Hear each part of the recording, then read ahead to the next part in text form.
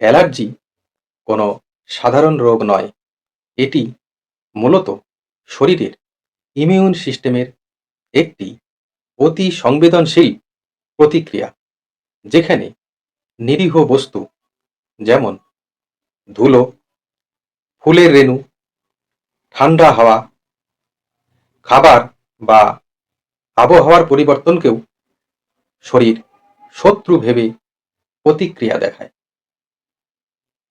এর ফলে হয় হাঁচি, নাক দিয়ে জল পড়া, নাক বন্ধ, চোখ চুলকানো, ত্বকে ফুসকুড়ি, চুলকানি, কাশি, শ্বাসকষ্ট ইত্যাদি লক্ষণ প্রকাশ পায়। হোমিওপ্যাথিক চিকিৎসা অ্যালার্জিকে কেবল উপসর্গ হিসাবে দেখে না, বরং রোগীর শারীরিক গঠন, মানসিক প্রবণতা ও সংবেদনশীলতার ভিত্তিতে রোগের মূল কারণ নিরাময়ের চেষ্টা করে। এই চিকিৎসা পদ্ধতির মূল দর্শন হল সিমিলিয়া সিমিলিবাস কিউরেন্টার, অর্থাৎ যেটি রোগ সৃষ্টি করে সেই সদৃশ ওষুধই রোগ সারায়। অ্যালার্জির ক্ষেত্রে হোমিওপ্যাথি শরীরের প্রতিরোধ ক্ষমতাকে ধীরে ধীরে শক্তিশালী করে, যাতে ভবিষ্যতে একই কারণে বারবার অ্যালার্জি না হয়। এবার আমি কতগুলি হোমিওপ্যাথিক ওষুধ নিয়ে আলোচনা করছি। প্রথম যে ওষুধটি নিয়ে আমি আলোচনা করছি সেটি হলো এলিয়াম সেপা।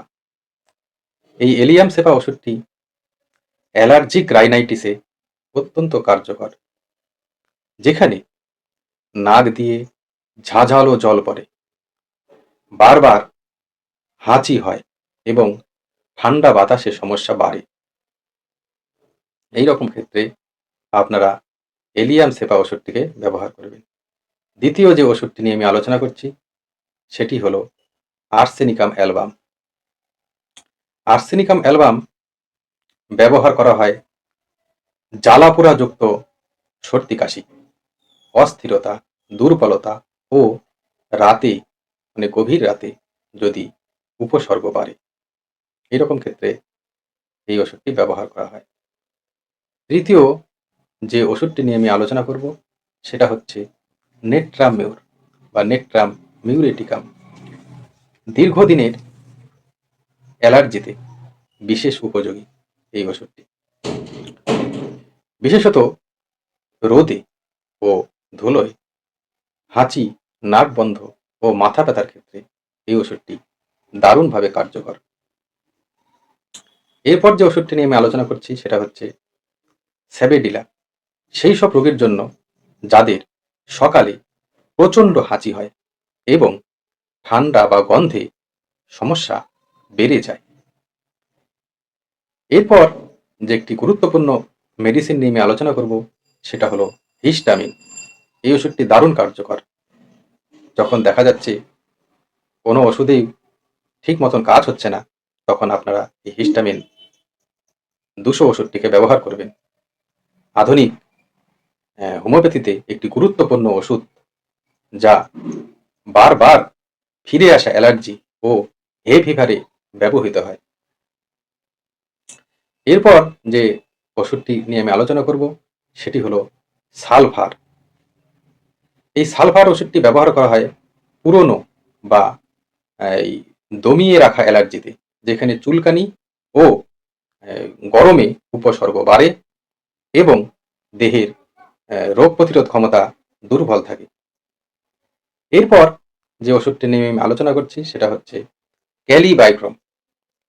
এই ক্যালিবাইক্রম ওষুধটি যাদের এই আঠালো এবং ঘন রকমের সর্দি ও সাইনাস অ্যালার্জিতে কার্যকর।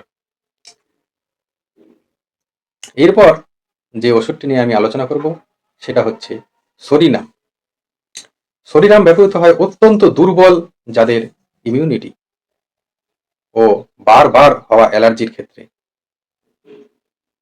বিশেষত যারা ঠান্ডা লাগলেই দ্রুত অ্যালার্জিতে ভোগে, এইসব ক্ষেত্রে সরিনাম ওষুধটিকে ব্যবহার করা হয়। হোমিওপ্যাথিক চিকিৎসায় সঠিক ওষুধ নির্বাচন সবচেয়ে গুরুত্বপূর্ণ। তাই এক ওষুধ সবার জন্য প্রযোজ্য নাও হতে পারে। সাধারণত 30 থেকে 200 পরিণতি ব্যবহৃত হয়, তবে চিকিৎসকের পরামর্শ ছাড়া কোনোভাবেই ওষুধ সেবন উচিত নয়।